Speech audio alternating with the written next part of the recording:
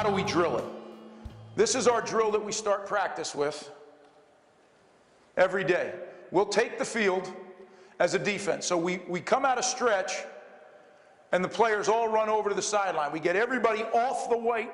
It's a big, every little thing we do has a reason. Competitive toughness. In the clutch, you're going to have to be able to focus on details. You're tired. You got a headache. Your elbow's hurting. Your ankle's hurting. Everything we do, we try to emphasize the details. Run from stretch, off the sideline, everybody off the white. We call out first defense. They sprint to take the field with an attitude. We give them a call. Now, generally, when you start preseason practice, it's your base call. But as we get into the game plan weeks, if we have a new call, we use it as one more opportunity for them to hear that new call. Or if we take a blitz and we kind of change one thing and add a little name to it, we use that as a chance. We call that call, and as you see, the coach will stick his arm out, and that'll tell him where the placement is. The Mike linebacker is going to make the placement call. We get lined up. All right, now here we go. What we've done, we've changed our swarm drill several different times over the years. Now, what play are we all getting these days? You know, with the spread offense, we're all getting the ride and read, and now they're throwing it out there quick, and you need to run and tackle and make plays in space, right? Or you're getting the rocket screens, the jailbreak screens, all that stuff we're getting these days. So we changed our old-fashioned swarm drill, what used to be a toss sweep, and now what we do is the coach will take the snap, everybody, all right, we're working our disguise here, we're moving down into an 8-man front. Coach takes the snap, turns, and directs a throw out to a receiver. We line the receivers on the top of the numbers. Ball's thrown out there. We're going to pursue. Here's the edge setter. He's setting the edge. All other 9 guys, as you see, are pressing the hip. They're taking an angle to press the hip. Now, what do we tell them? No tailgating. You never want to run behind the same color jersey. So if I'm running out there to the ball carrier and coach is my same color jersey, we tell him you always want to uncover yourself toward the goal line that you're defending. Makes sense, right? If he is in front of me, he'll get there first. I want to not be tailing him, because if he gets blocked, one man can block us both. So I want to change my angle and uncover towards the goal line we're defending. This last player back here, he's our cutoff player. So we're running the cutoff angle every time. Now, what we've gotten into is, with all those quick screens, what does your defense have to do? They have to come out, and they got to run to the football, and now all of a sudden the ball's coming back inside, or the ball's going outside. So our big thing now is to redirect. So once the guys get running for a little while, coach will blow a whistle in the back here. Meanwhile, another defensive coach who starts in the middle so the kids don't know where he's going to go, he takes off to running somewhere. So when they hear that whistle, they got to get their foot in the ground. Now, here's something that I believe in very strongly, guys, and I'm going to take the time to talk about it. How to change direction. A long time ago when I was coaching defensive backs, I used to teach them to change direction like this. Pump your feet so you won't fall. But that is not the fastest way to change direction. So do not coach mediocrity. Get them to do one thing that I believe strongly in is a break foot and a drive foot. And we use the word break foot because a break stops your forward momentum or your backward momentum. Break foot. We want to turn our foot at an angle that we can get what used to be, as in the old school days, all 7 cleats in the ground. If you keep your foot straight, you will not be able to get all 7 cleats in the ground. So now you're going to be putting all your body weight into 2 or 3 cleats. Break foot, jam it in the ground, all 7 cleats in the ground, it's got to turn. And now here's the difference from when I first started till now. The fastest way to change direction, and this is really going to be amazing now, is to change direction. When you watch kids change direction, even if they drive that heel in the ground, this foot, they pick it up, and then they want to get it going to where they want to go. I tell them, don't worry about your feet other than one thing. Get it in the ground as fast as you can. So break foot, drive foot, just like that. And if you watch our guys here, because what the reality is, what you're trying to do is change direction. You're trying to stop from going one way and start going the other way. Don't worry so much about which direction. You just want to get going the opposite, somewhat in the opposite direction, because then your eyes are going to go to a target and your body, your feet are going to follow. But the thing that everybody does is they get that second foot up in the air, and it's like having a powerful race car with your wheels not touching the track. You can burn that engine out, but you're not going anywhere. So we talk about getting that second step in the ground. So watch these guys as they change direction. And guys, I don't care if it's a DB in a back pedal or if it's a 315-pound nose tackle. When he changes direction at Rutgers, they do it all the same way. And we work very hard at doing it. Watch, here we go. Break foot, drive foot. It should look like synchronized swimming. Break foot, drive foot. We don't want to have multiple steppers. If you're running full speed, you may have to, just like a receiver does in a cut, you may have to chop it down, slow your body down a little bit, but there's still going to be a clear break foot and drive foot to change direction. Now they're going to break foot, drive foot. Now they're going to swarm to the coach. Surround them. We want to be in a good football playing position. Everybody around the coach, and then he breaks it down with a swarm. And now they sprint off the field. The next group comes out. And we do this every day to start practice. Every single day to start practice. Now,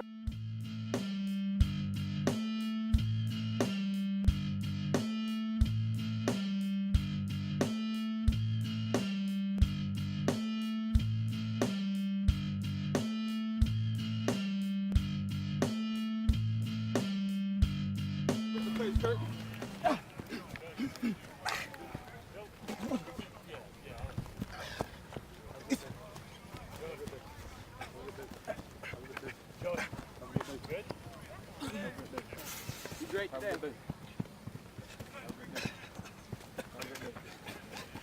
Be a great group today. 2 feet. That's it. First.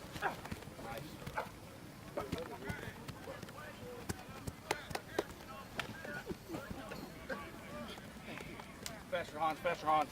Good, Mike. Good, Rube. Woo, I love it, Mike. Good, there you go. First, drop. Good, Cody. Go ahead, Dick.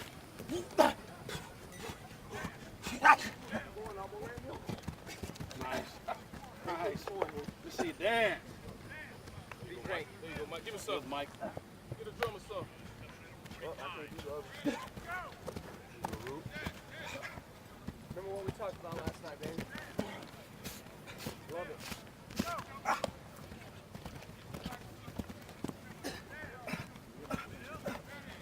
Love it, baby. There you go. Go there, Tom. Be great, huh? Not bad. Set it back. No way come out of it. Sam.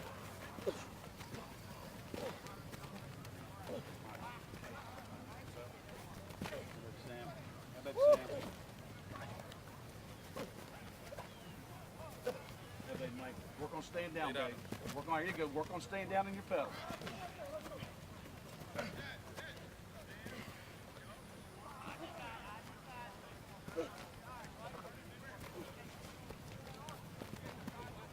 Cowboy DB.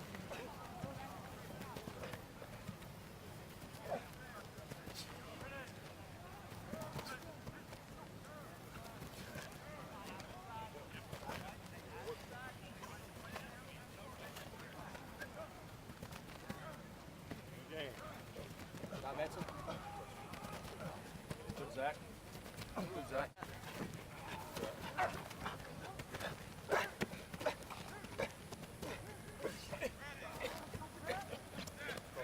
Don't cross over.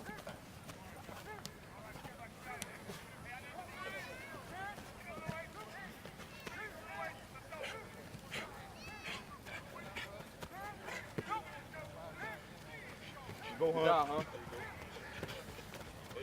Good shit, shot. Woo! Good shot.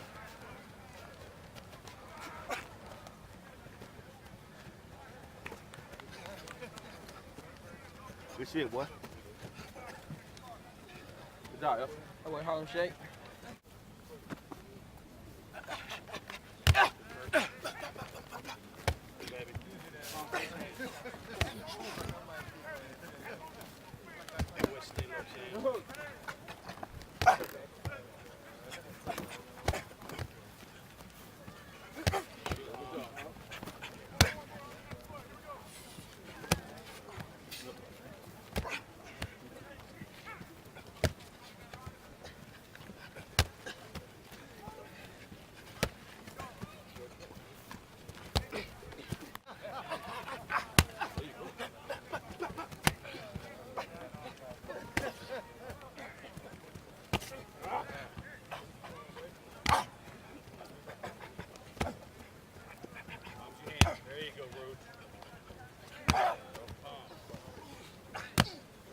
spot on that ball.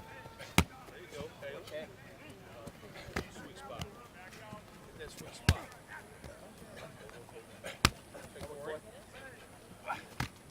Get it back. Get it. That's a video.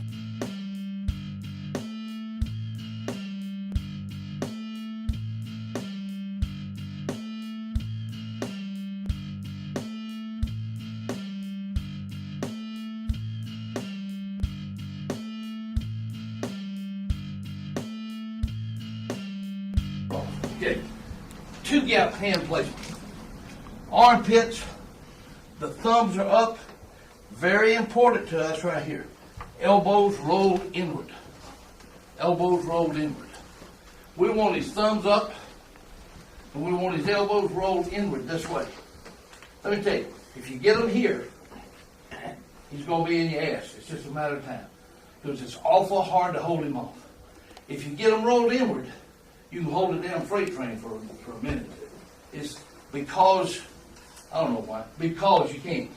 So I was supposed to go a little physics or some shit out there. But kinesiology, I took it enough, I ought to know some of this shit. But anyways, that's what we talk about, rolling them elbows inward and getting those thumbs up. Here's what I believe is, if you're 2-gapping a guy, and some of you, I've already talked to somebody about 2-gapping. Some of you, it's distasteful to you, whatever. 2-gapping is hard. It takes a lot of damn coaching. It don't take big old strong guys like everybody thinks. I don't believe that. It takes a lot of coaching, a lot of reps. Okay? And the reason we 2-gap, John, is for pass coverage. It's for pass coverage. We don't really 2-gap for run as much as we do pass coverage. And John knows my coordinator really well. This is what I'm saying. This is what the point I'm trying to make. John, you might hit that light if you want.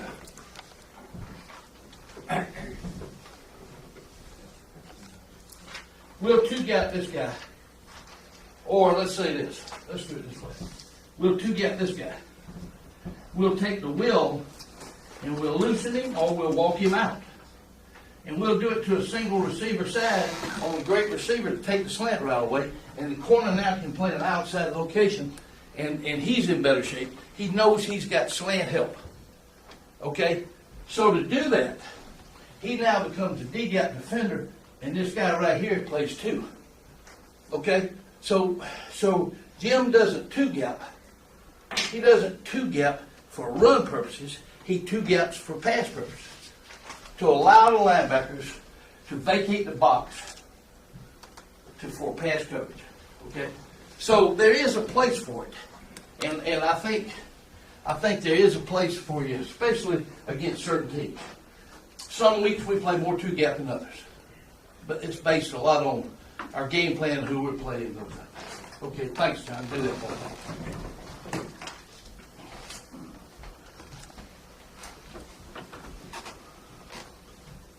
The one over here is the defensive line coach. Back him up just a minute.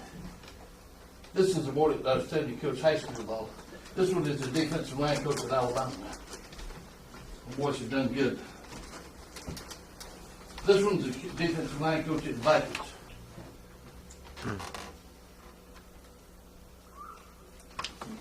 Okay, and I'll come back. Go ahead and run it, son. No, go ahead and run it. No, go ahead and run it forward.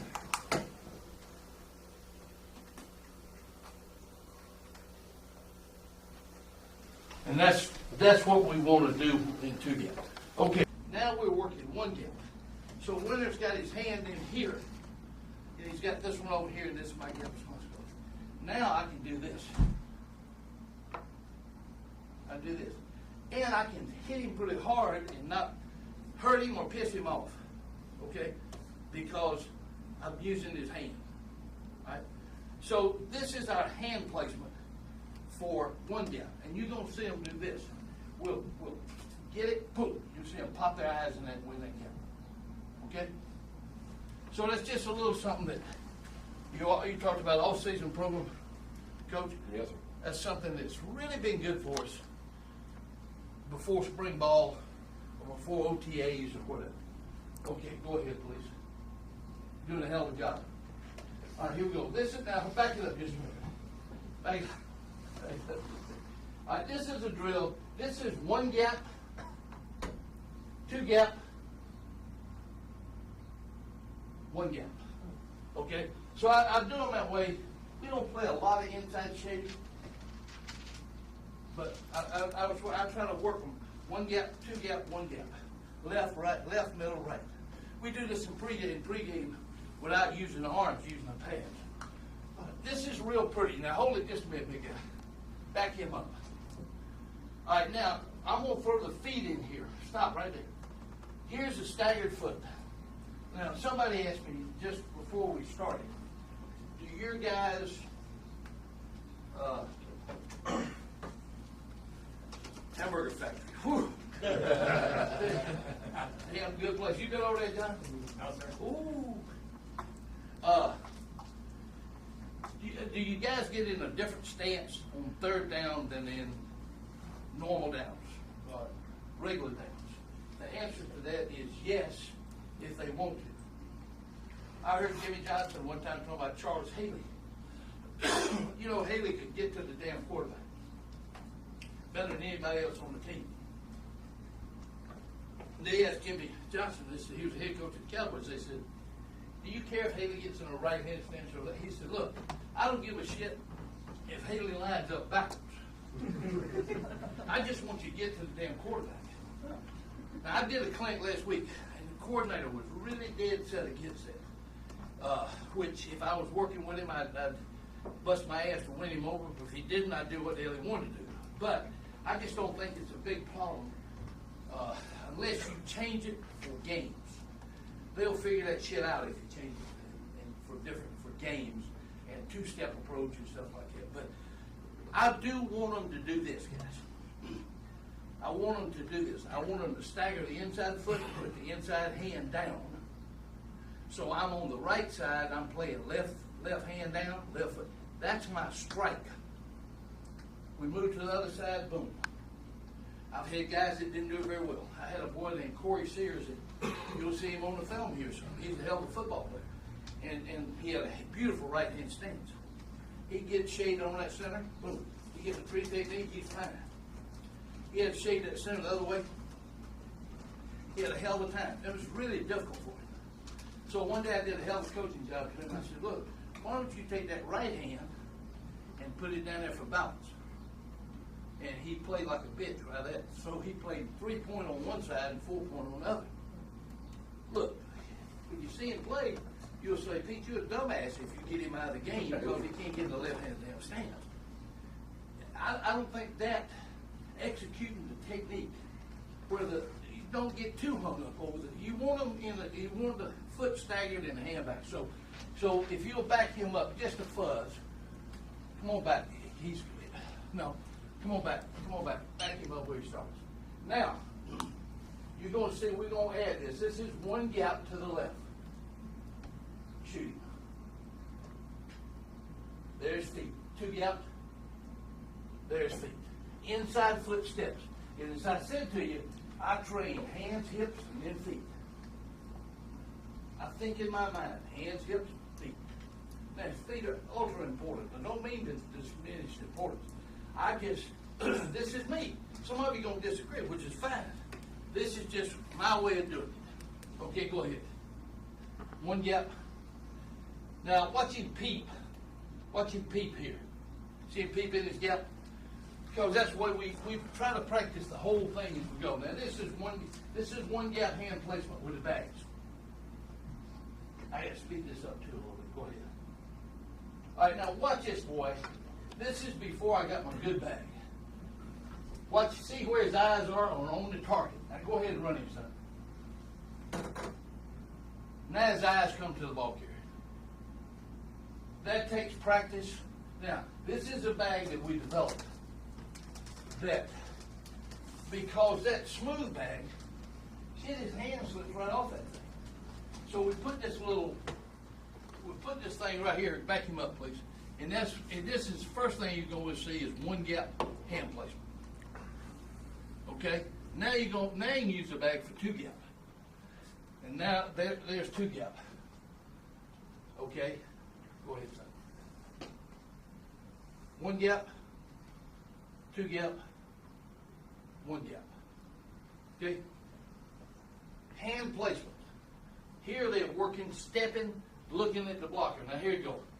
Left, middle, 2 gap, and then he's going to work to the other side on the right.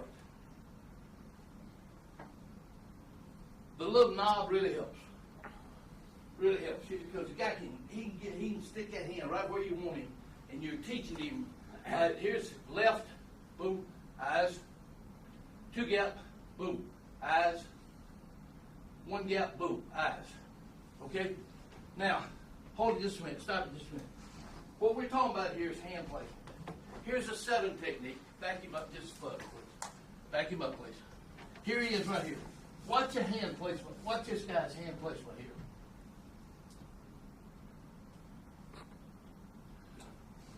Great job of hand placement. Here he is right here. You're going to see a side shot. In the throat. 7 technique in the page. Okay? Go ahead and run.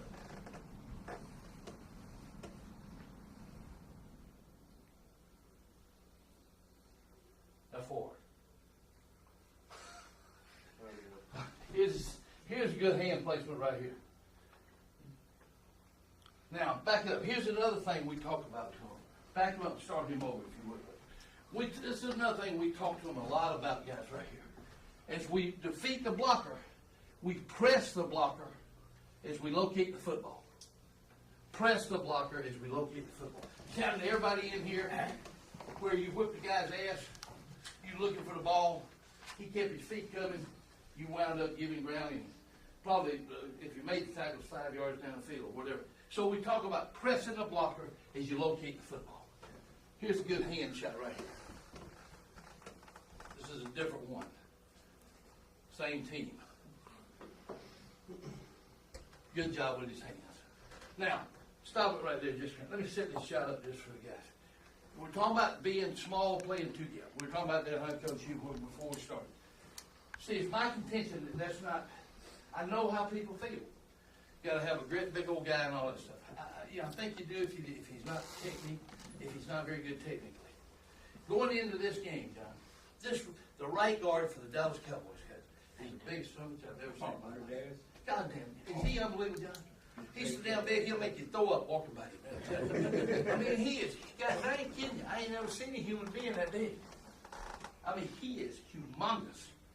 Well, our left defensive tackle, 98, who you're going to see a lot of, is he got to have on shoes to be 6 feet tall. Okay, he's from Orange County over here. And that son of a bitch is a warrior. But he ain't 6 feet tall without shoes. And he weighs about 305 pounds. Okay? This one over here is about 6'1" and change, and he weighs about 295.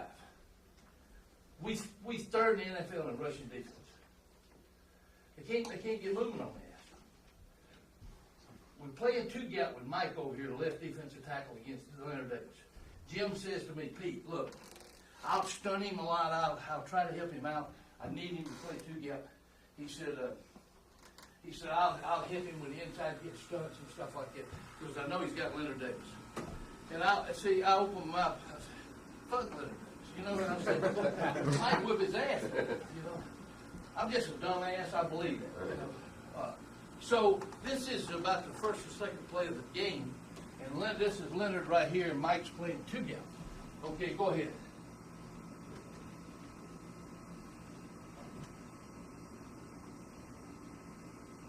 Now, I got so excited, I hollered over the damn head for it. Yeah!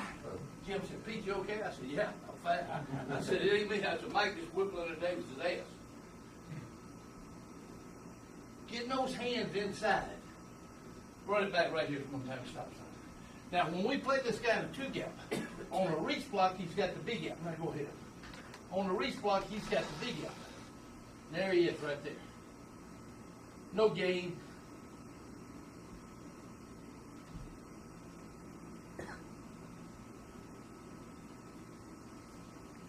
Excellent job. All about hips and hands. All about hips and hands. Okay, go ahead and run it. I'm telling you guys, Leonard Davis is the biggest son of a bitch I've ever seen. All right, now watch this guy right here. Let me do that thing. Oh, that's because I don't go there. I'm not firing this. Watch it lift. This is a 7 technique. Good job getting his hands in there, playing the inside gap, and then cross it.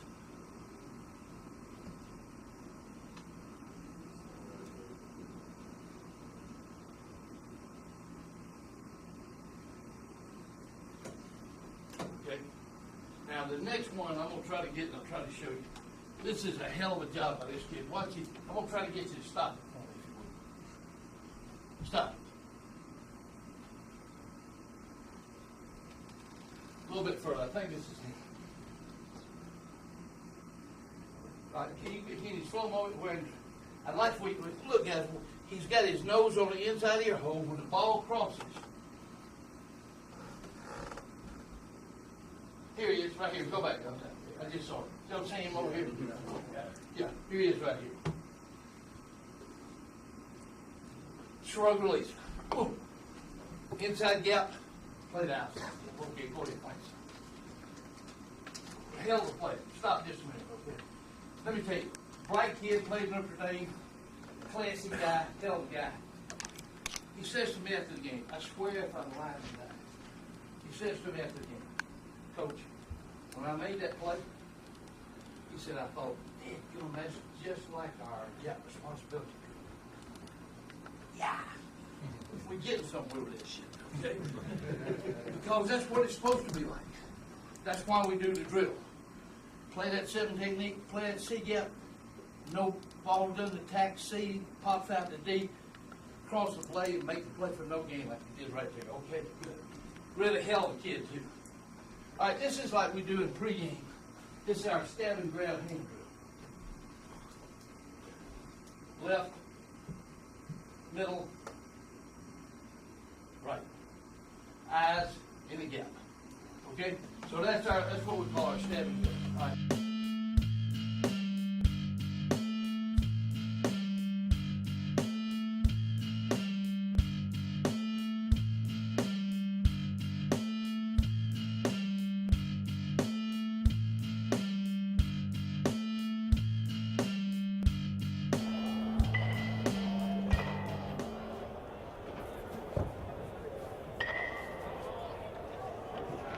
Here we are today at the Armchair Quarterback, and I'm here with my friend and student, Kyle Rouse, JCA lineman, and we're going to give you a couple of instructional tips on pass rushing. Now, most high school linemen just want a bull rush. That's not the way you get to the passer. The way you get to the passer is as follows, as we're about to demonstrate. Okay, the first rush I want to demonstrate is a bull rush. A bull rush is primarily going to be your main rush, and you set every other pass rush up off of a bull rush. Now, the first thing is stance and alignment. Now, I really don't have time to give you the ins and outs of stance and alignment, but the first thing you want to make sure, if Kyle is my tackle, that you have a balanced stance, a staggered stance. Depending on your responsibility, you either want to line up from the inside eye, or if the guy is a little bit quicker, be a little bit more generous with your alignment. Stagger your feet about 45 degrees. Put enough pressure on your hand so that most of your weight is off of the heels of your feet and on your toes. Upon my takeoff, I'm taking one hard step. Now, a good offensive lineman is either going to show his hands or fire his hands and then recover. So the first thing you want to do is establish contact. Now, when establishing contact in a bull rush, remember this phrase: always rush half a man. Never rush straight up the middle. When a guy bench presses, he's strongest right here, not right here. So you want to attack half a man. As you watch on Kyle, when I'm bull rushing, coming from my stance, my first step, the first thing that comes is my hands. My second step, I'm gathering, and with my third step, I'm locking out and driving my man back toward the quarterback. Now remember, when you bull rush or when you attack any passer, you're going to rush half a man and your hands should go into this strike zone.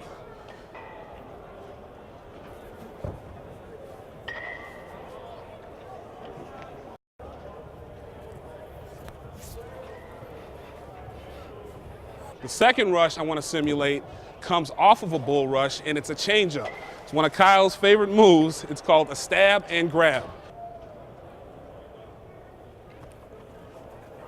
The reason for this is, once again, hand placement is the most important thing when rushing the passer. So now, as I'm in my stance, remember a balanced stance, relax, the weight off the heels of my feet. I'm taking my first step and attacking. But which is longer? 2 arms or 1 arm? So that's the purpose for the stab grab. It's to keep the offensive lineman off of you. Kyle, as an offensive lineman, is going to try to punch me. But if he tries to punch and I stab, I obviously have an advantage. Now his next move is to grab me.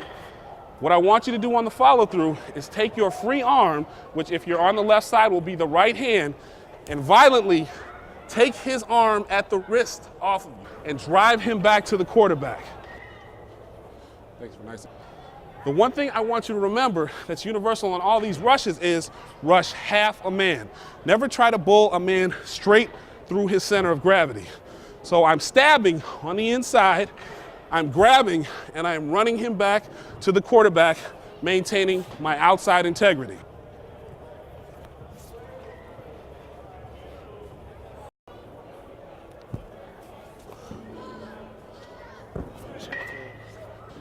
The next common move you see in football is a rip move. And it's generally for outside pass rushers, but if you're in a 5 technique, a 3 technique, or even sometimes in a 1 technique, you can utilize this move. The most important thing is you have to rush half a man. There's that phrase again. Now I'm in my balanced stance. Good pad level, hands ready to play. My first step is low and hard. My second step, I'm getting ready to set the rip. My third step, the rip comes in. Now, if you notice, I'm almost hip to hip with Kyle. That's important. I'm not rushing a full man, I'm getting upfield. Now, if you notice, Kyle's backside hand is on my hip. That's what a good offensive lineman is going to do. So in order to thwart that, I have to do 2 things. A, I have to flip my hips, and B, violently check with my rip arm. So we'll walk through that again. First move, it's a short, quick step. My second move is upfield. My third move is a violent rip move. Now, if you notice, I'm almost hip to hip or parallel with Kyle. That's the important thing. That's what gets you around. And you follow through and you run your hips through the quarterback.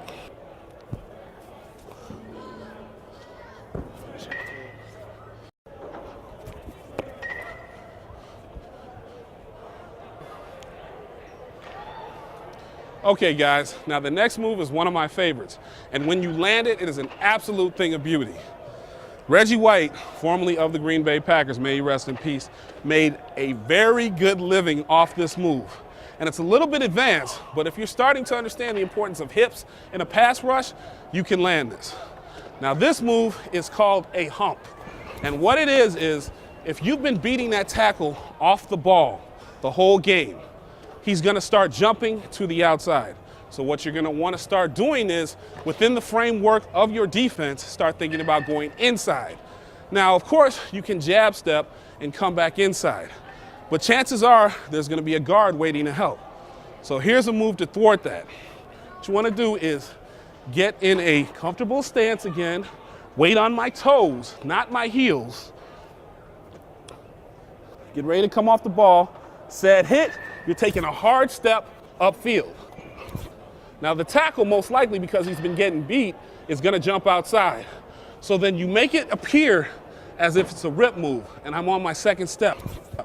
Then by your third step, you're coming upfield, you take the rip out, and he thinks you're just gonna try to check it, and you come across his body from the backside. Now, obviously, walking through it, it looks pretty. When you do it, it's gonna be a little tough. But the main thing you wanna emphasize is first step, speed upfield, sell the rip move, and then when you come back around on the hump, that's what it's called, you make sure you get him under the pads and you literally throw him. Now, because he fears the outside, his momentum is gonna send him flying.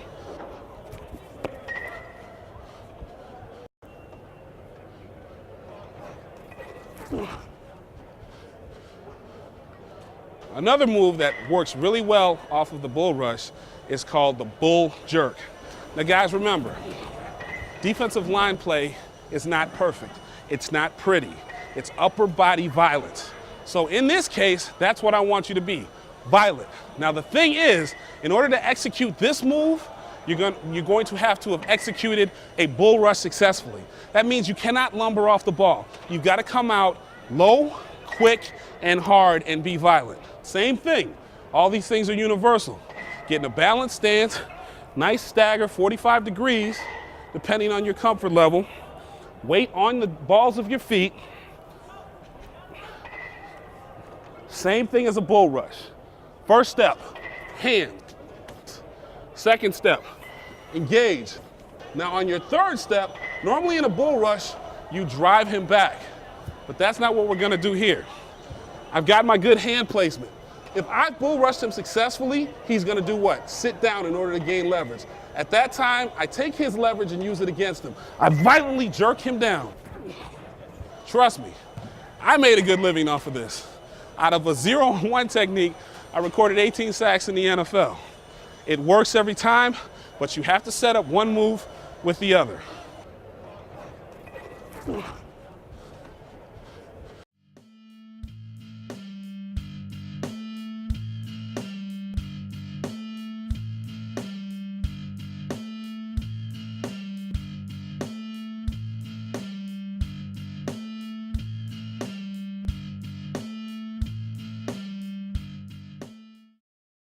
Circuit things are what make it, I think, feasible.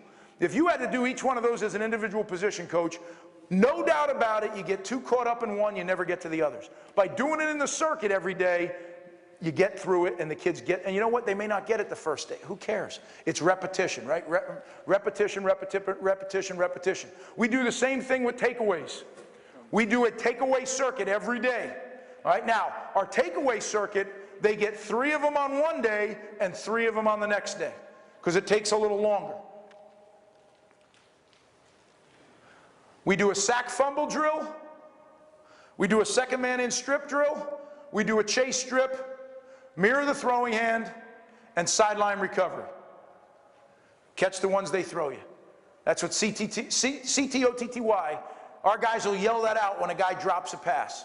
They'll yell those letters out. Catch the ones they throw you. Studied in the National Football League. Studied at Miami, studied at Rutgers. If you catch the balls that are thrown to you as a secondary, and I don't mean the spectacular plays, I just mean the ones that those silly quarterbacks throw right to you. If you catch the ones they throw you, you will lead your league in interceptions, guarantee it. It's been true at every level. But think about how many interceptions you drop. How about that screen? I didn't think that screen was a spectacular play. It's right in his hands, right? If you catch the ones they throw you, you'll lead your league in interceptions. First drill, the easiest takeaway there is in football. The sack fumble. Everybody wants to talk about all these different things. How do you have a better situation than a quarterback? And I know this is exaggerated. I mean, they don't stand with it here, but they do stand with it here. And they don't see you coming. How the heck can you not take advantage of that? You know what? How many times do you see kids bury their face mask in the back of that quarterback? And then they get up and they go, yeah! You know, I'm sitting there screaming. I mean, literally will be screaming, running off the field. Our job is to create the takeaway. Here's the ball on a platter. We're not looking about, we don't even use the word sack at Rutgers. Everything is sack fumble, sack fumble, sack fumble. So when you have a blind side hit on the quarterback right now, you want to use the old wax on, right? Wax on, wax off. You want to hit between the elbow and the wrist, and you do not want to let him know you're there with your other hand. Coach, can I bother you one more time? Sure. So if coach is the quarterback, turn this way if you would, and I'm coming to sack him, I want to hit here, and simultaneously I want to pin his other shoulder, pin his other bicep. Bam. Now I want to wax off, so when I hit, wax off. Just like that. And knock, thank you, coach, knock the ball up. Why do we want to pin the other shoulder?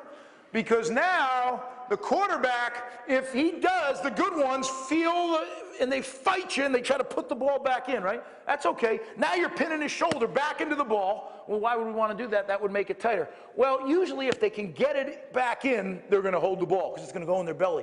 But now when they fall, what don't they have? They have no way to fall coordinated. They fall very heavy. Now that's clean, hard football, but you know what? I like when quarterbacks fall heavy. I think you guys probably do too, right? Heavy falling quarterbacks is a nice thing.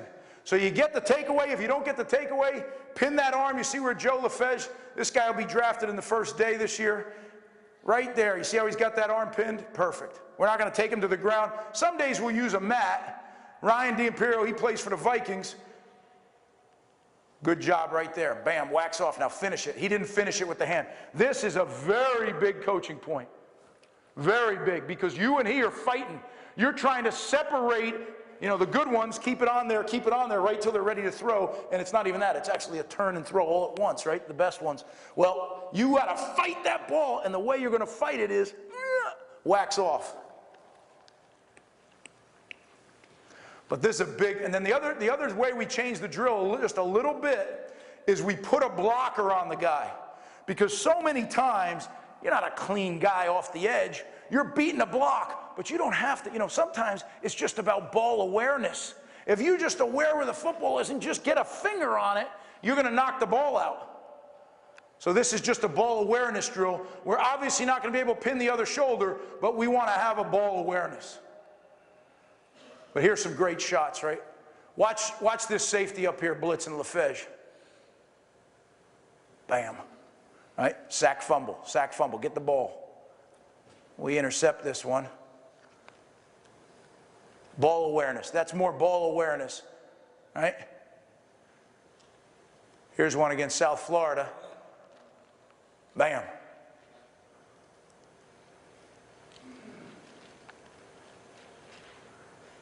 Again, aware of the football. Right there, he's getting blocked.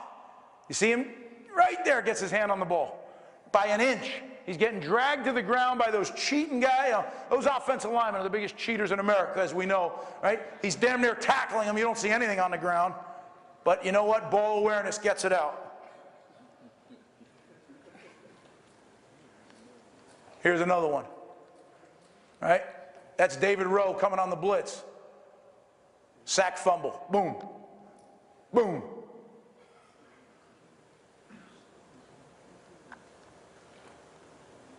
Beautiful job right there. Watch that. Bam, got it. Got the ball. Second one is a second man strip. So many times you got a guy who catches a football and the first guy comes and makes the tackle. Now you're the second man in. We tell our guy, if and only if that ball carrier is secured, the second man in is going to come in, and this is how we teach him to do it. Coach, could I bother you for a second? He's going to have a good hold on the football. We used to tell him strip the front tip, if you could just put the ball down. Now we tell him strip the tips. So to strip the tips, why can you do this? Because someone's holding him up. I mean, he's like perched there for you. You take your hands opposite. It used to be we used to tell him to strip the tip. Not enough. So now you take your hands opposite. So you cross them and you do this. Strip the tips. Try to get both tips of the football and strip the tips. Obviously, it's a special situation. Thank you, Coach. A special situation where your own teammate has the guy held up, right? And this is how we practice it. We'll put him in the position where the one guy's already tackled, and this is an art form, right? Because you're coming in, you're making a decision, he's under control, and now I'm going to try to strip the tips. Rip it out. Rip! There it goes.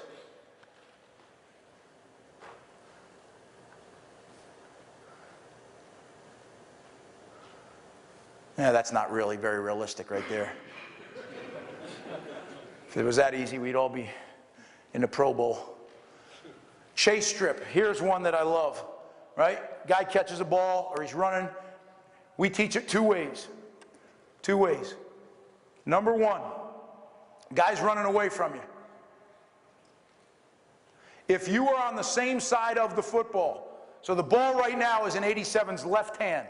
If you're on the ball side, we give them a choice. And whenever you give them a choice, most kids like to tomahawk chop it, right? If given the choice. If you're on the ball side, you get the choice. The key coaching point is, whichever technique you use, it has to be simultaneous contact. The minute you touch him with the tackle arm that's going to go around his waist, the minute he feels it, what does he do with the ball? He clenches down. Now you're not going to be able to get the strip. So it's got to be simultaneous where you're getting the ball and the tackle at the same time. So the same side, he can do tomahawk chop and secure the tackle. And again, when you do that, you want to rip at the front tip. Rip at the front tip. Now, here we are with the ball on the opposite side. So now the ball carrier has it in his right hand. When the ball is opposite the side you're pursuing him from, now it has to be an uppercut because you'll never reach it. So it's going to be an uppercut, again, simultaneous with the tackle. Boom. Uppercut. And you know what? You say, well, that's, look, I've seen this many times. When you're chasing the guy, if you're fast enough to catch up, all right, get the uppercut on him. Here's a great shot. The ball doesn't come out here, but I think it is really, I really make a big deal of these because these don't happen that much. So whenever I see them trying to do it, I make a huge deal out of this. This play I loved because if you watch Devin McCourty, right, he misses the tackle.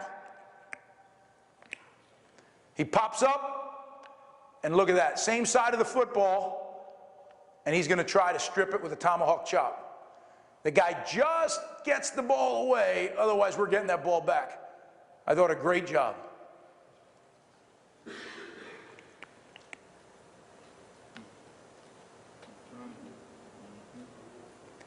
The reason he probably didn't get it is, notice that hand is on his body, and this hand is up in the air. So what did he do? He clenched down on the ball, and as you saw it, he kind of just bended the ball away from him. You can't let him know that you're there. Here's a great shot. Watch 90 up here, defensive end. Where is he? Yeah, here he comes, chasing him down. Great strip right here. Ends up leading to a touchdown. Score on defense, right? You see the mentality of these guys. We are trying to scoop and score, and sometimes, I'll be honest with you, sometimes we lose a few because they probably should have jumped on it and secured the football. But if there's a doubt, we're trying to score with it. Look at 60. I don't know if that's 100% legal, but they didn't catch it, so.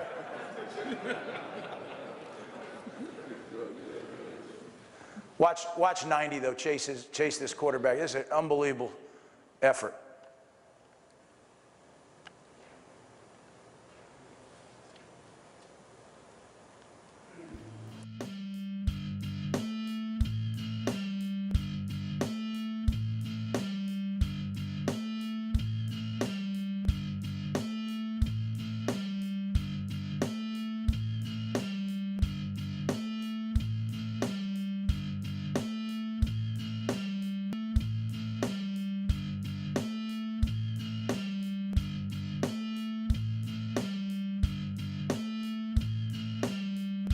Okay, here's another ingredient.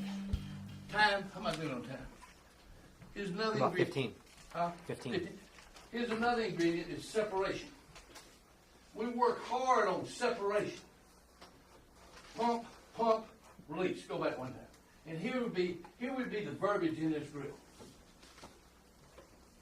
Hit, hit, hit. Double pump, boom, boom. Now get your release. Pump, pump, now get your release. Ball carrier, angle tackle, double pump, spin tackle. Nice. Just what we talked about a while ago. Spin tackle, angle tackle. We're going to try to find some way to work on those two to be fair to the guy when you put him in the game where he's had a little shot at it during the course of the week. Here's a two-gapper. Good separation shot by him. Remember now, it's got to be on this reach. See him, Coach? Yep. Mm-hmm. Watch this one. Now, stop him right now. Back it up just a minute. Back it up just a minute, please. Right there. Watch your separation. That's what we want. We want to post his ass on the line of scrimmage, and then we want to gain the separation and play your gap responsibility. Okay? All right, go ahead. Good separation here.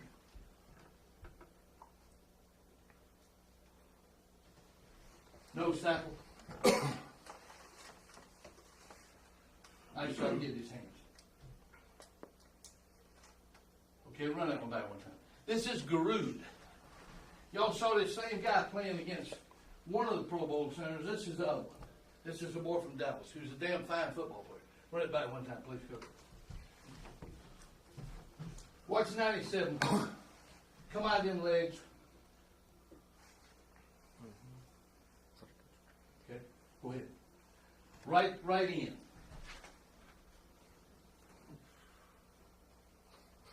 He's playing an inside-out technique.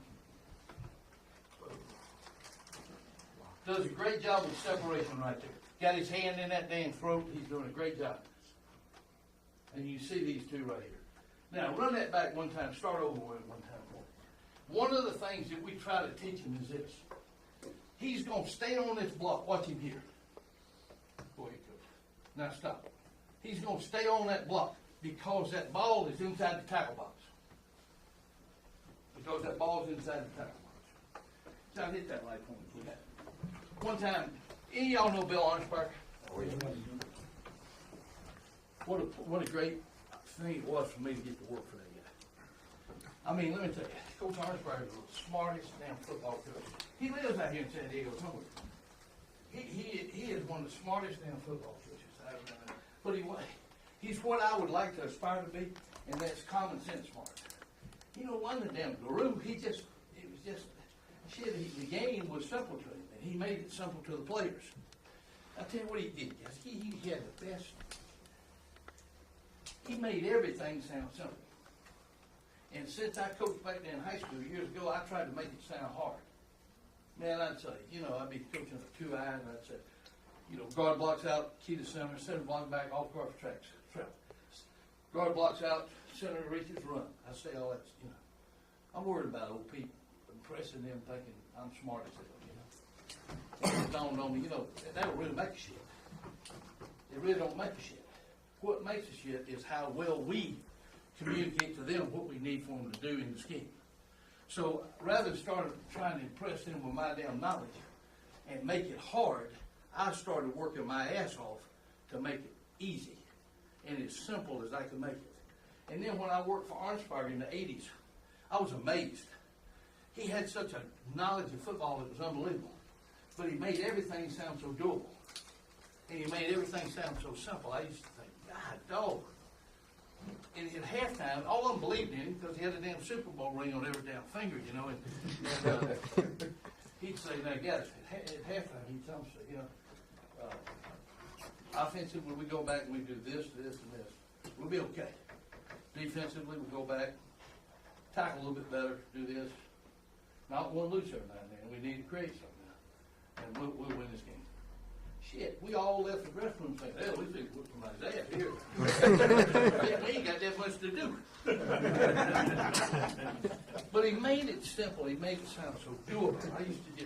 I'd sit in a room and listen to him, and hell, I'd be just like the kids. Yeah, we can do that, yeah. But that nose tackle is here, shaded here. He gets that, he whoops that old boy's ass. Kurt Schottenheimer, Marty's brother, and I worked together at LSU. He's the secondary coach. Coach Arnspark was teaching to be a linebacker coach. In our defensive scheme, we'd play a zero nose, like the 2-gap. Center reach him, he had to A to this side. Center reach him, he had to A to that side. If the center reached him over here and he had to A, the backer was always slow to scrape. He was always scraped to fit. Okay? So Kurt asked Coach Arnspark one day, he said, how hard do I fit up in there? How long do I want to fit up in there, whatever? And Coach Arnspark, in his way, said, where's the ball? And Kurt said, well, the ball's going this way. I hear it. He said, well, you don't need to stay here long. You don't need to stay here long. You don't usually get the ball cutting back there if you want to let that play. Smack the guard and go. If the guard's inside the tackle, if the ball's inside the tackle box, whip that guard's butt and be ready to play the cutback. And I thought, damn, that makes a lot of sense, you know. I wish I'd have thought of that, you know. But what I did, and I don't think up a lot of shit, but I'm one of your world's best copiers. I took Coach Arnsparger's deal and applied it to the front. Here, they were reaching on that little boy, he played here, and that ball was in here. So he knows he's always got to thread the cutback. If the ball would be stretched or tossed or whatever, he'd open his hips and run right now, inside out on the ball. But as long as that ball is in the tackle box, he's going to hold his point and make sure the ball ain't coming back in there to play. Mike Hayward, who's now the head coach at Miami High, was our running back coach at LSU with Saban in that era. They'd run the inside zone, and my nose would make the play on the cutback. They'd run the stretch, and he'd make the play on the back out here. And Mike asked me, he said, I don't know how the hell that nose does it. He said, you know, he makes both those plays. You can't make both those plays. He said, tell me how he works. And I said, I'd have to kill you. I'm telling you, yes, that. But anyways, that's what you see Corey doing here. John hit that like point right there, which is, I really thought it was a great point by Coach Arnsparger, and it's really helped my guys. Okay, go ahead.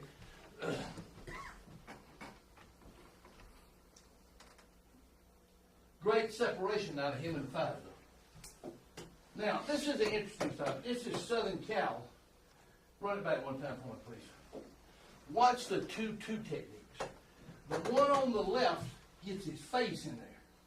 And years ago, I used to talk about head and hands. Well, if you talk to me about head and hands, what you saying first? Head. So boom, boom. That's what he did. I don't talk about the head. It gets in there sometimes. I don't talk about it. I talk about hips and hands. Okay? Now, if you watch the two, will you run this several times back and forth? Watch the 2-2 techniques. The one on the left, they both issue out a good ass whipping for the Southern Cal guards, okay? But the one on the left has got his, he doesn't see the tailback. Now look at the one on the right. Because of separation, he's able to help us by making a play on the back. The one on the left don't help our ass. I know he whipped the Southern Cal guard's ass. That's just part of the problem. The rest of it is making the play, okay? So I saved that over the years because I thought that was a really good shot of separation, what it can do and what it does if you don't get separation. Okay, go ahead and look. 5 minutes, Coach. Okay, good. All right, go ahead, Coach. Separation, no separation. Play, no play. Okay, then the last, as we get into the thing in the process, we explode, drive it, release, tackle. Spin tackle. Run it back one time, please. And what we tell them on spin tackle is something I stole from Bill. Okay? I thought it was a hell of a thought. When that guy spins, let's say he spins that way right there, then this arm right here, we would really want to try to squeeze him with that arm. Okay? And that helps me keep my hips between him and the goal line. On a spin tackle, we tell them, try to keep your hips between him and the goal line. Don't let it do this. And be sure to lock up, club up, and lock up. Okay, and you'll see Mike doing that right here. See him working his hips to the left right there. Explosion. Back one time, please. We're always working on this. Always working on that. Okay? And when we're doing any kind of drill, re-drill, anything like that, we never use that ball on a line. It's too damn easy to line up for them. I want it to make them have to line up correctly, so we'll put a foot behind the line or whatever. But it's really important, and we work this. We start off, with a movement, and then we go to sound, and then we go to hard count. But we try to do that. I'd rather solve that problem than have it occur in the game. Now, I'm going to brag a little bit, okay? We've had 2 offside penalties at the Eagles since I've been there. 2 offsides. We had 1 alignment penalty off in the ball, and I think they screwed the guy. It was a 7 technique, and I'll tell you the truth, I don't know why the hell they called it. Now, I got good players, okay? But here's the other thing. We work our ass off. It's part of our mentality. When we go to 907, we hard count. We have a hard count at some point in time. We go to team, we're going to hard count. I worked for a guy once that wanted hard counts on Thursday in college, which would be your Wednesday. Shit, John, we're supposed to be polishing. Now, hey, what the hell jumping offside? Do that shit on Monday. You know, get that stuff worked out on Monday. Don't wait till polish day to do it. And what I try to do on every agility drill or every sled drill or anything else is we progress. I work on that ball and then I put some hard count with it and everything. I don't worry about that during the game. All right, go ahead, please. Good release, spin tackle. Release, spin tackle. This is ball. This is ball. Now, I don't think I showed, the first one was an angle tackle shot. This is all this is speed. Okay, keep going with it, Coach.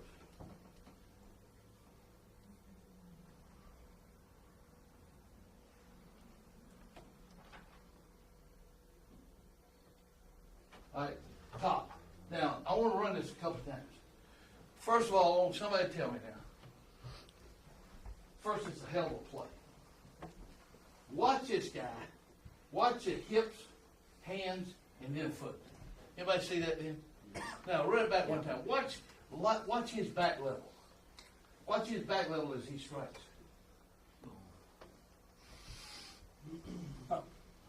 Okay? Go ahead. Go ahead, Coach. We're good. We're good. Good release right there.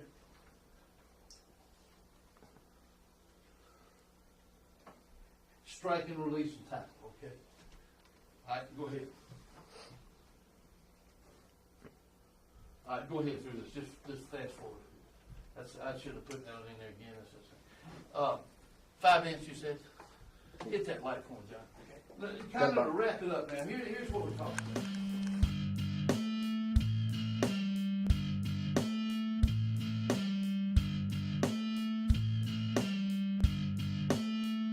Stop it for just a minute. Once a week, I try to do this. I try to work a drive sled. You know, we talked about earlier, press the blocker as you locate the ball. So once a week, and in college it was on Wednesday, I try to work a drive sled because I want guys whipping the blocker's ass and I want them pressing. They usually don't get depth that much, but he's pushing on me. What I got to do with him? If I don't push back, this is what I'm going to get. So we work once a week on the drive sled, and I start over with that, and I'll let you just run those. One thing I'd like for you to watch is how they shoot their hands forward, roll the hips, shoot their hands forward, drive the blocker, and then we work in a good release. Violent release. We talk about a violent release. That was a swim. This is a shrug. Okay, stop just a minute. My son, who lives up here in L.A., that's why I always love to come out here. I love this clinic. First of all, this is one of the best clinics. There's one in Texas, John spoke at a lot of times, that reminds me of this one. People come to work. San Angelo reminds me a lot of this clinic. I love all football. Yeah, I love both those clinics. Two of my favorite clinics in the world. Here, this one and San Angelo. So, I know what it was. I was going to tell you. I got a son who lives up here in L.A. So this is always a lot of fun for me to come out here because I love the clinic, plus I get to see him. He was an Olympic lifter. He was a really good athlete. Took after his mama. Was a really good athlete. Football, baseball, karate guy. Olympic lifter. And won 2 or 3, had a national record for about 4 hours one time on a clean jerk. But anyways, won the Junior Olympics. He was that kind of guy. I went to a thing one time where he was lifting, and I was sitting way up in the stands, and I saw this guy down there with him, and I could tell he was working with Jeff, the boy. And when Jeff would approach the bar, he'd approach the bar, and I would hear this guy holler, "Violent pull, Jeff! Violent pull!" And I remember thinking, Boy, what a good descriptive word. Violent pull. You know, on the clean. But the guy looked like, God dang, worst looking son that you ever saw in your life. I mean, bad looking hombre, I'm telling you. Dirty looking, you know. But I could tell Jeff knew him, and they was shooting the shit, and he was, you know, he was working with Jeff and everything. So Jeff does really good in the meet, and after the meet, we're in the car. He's about 12 years old. We're in the car and we're driving. I said, yeah, it was nice little, we call him that. And I said, hey, who was the dude down there with you and everything? He said, oh, that was the Sleeves. I said, shit, I mean, I said, who Sleeves? He said, the Sleeves from Belize. And come to find out, he was the Olympic lifter for the country of Belize. And knowledgeable son of a gun. But it always stuck with me, hearing him tell that boy, violent pull, violent pull. So I go home, and I'm always looking for words. Words paint pictures in our minds. And so it became, and if you saw that last shot up there, it became violent release. And that's the way I described the release to the guys. Press the blocker, violent release. Violent release. And I got that from the picture that guy was painting that day in Jeff's mind and also in his mind. But I think words like that paint a picture in people's mind. Now this is drive. We talk about drive. Go ahead. These are some good shots of some people getting their ass whipped pretty good. And this is a good one. Great stick and drive. And this is a good one. I think this is the center. Great stick and drive. And this is a good one reason width right here is important to me. Okay? And this is a good one. Hey. And run it back one time, please. Let me tell you. One of the things about this one right here, watch these guys. I'm telling you now, it looks like this old ball carrier's got something to eat and we all hungry. Watch this right here. I love this shot. I mean, boy, he drew a damn crowd. All right. Now, run this back. We talk about zone. Zone is why I like width. Watch this. Stop it right there. Let me tell you, it's my theory that if your nose and your asshole are not in a straight line on the target, you have no power. Okay, you have no power. You got to be in a straight line on the target. Here's what happened to the New Orleans guard right there. My three is playing like I want him to, and I'll tell you next period if you stay around it. He does this. He has to open the zone. Well, his power angle is toward you, coach. It ain't toward his three technique. But this three technique turns his ass all the way around, and we do that a lot to zone blockers. Attacking the zone blocker. Back him up one time and go, and then you'll see a TV shot of it.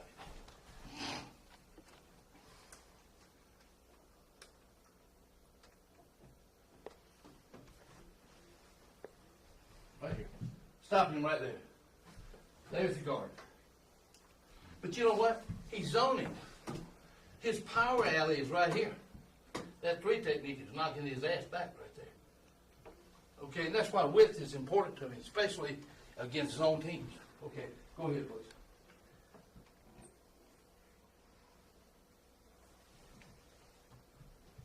Nose. Okay, go back one time on this one. Now, coach, here's what happened here. Stop it right there just for a minute. We two-gap in here. I think you can tell by his stance. Because the wheel's gone. Okay? But what the wheel did is the wheel put them both in two-gap. There ain't no reason for that. There's no reason. We never play both of them in two-gap. He made a mistake as he left the box. So here's a two-gap. And we did it again for coverage. Will's out here. So he put this guy two-gap or this guy. He shouldn't have put them both in two-gap. But they played it because that's what he called. Okay? So, but the nose tackle, watch the nose tackle against the Raven center. And then the other two get their ass whipped pretty good. Now, here's what we talk about on zone. Drive on the blockers as you locate the football. Now, watch this next shot. This is the best Zone team, stop him right there. This is this back. We had this guy in the Pro Bowl. Played OU. Peterson. He's unbelievable. I mean, first day we went to team, I was like this. Wow. I'm standing there, I couldn't believe he is cat quick, got great, he is some hell of a back. Well, we've beaten them the last 2 years. This year, the playoff. One of the things that we've been able to do is knock their damn lineman back, run him back. No matter who he is, it's hard to run in there and run the. Well, I think he's running stretch out. Let's say, but they ain't no damn movement. So, playing zone, our theory is knock their ass back and work to stay in your gap. But you want to knock them back and press the block. Okay, here's a.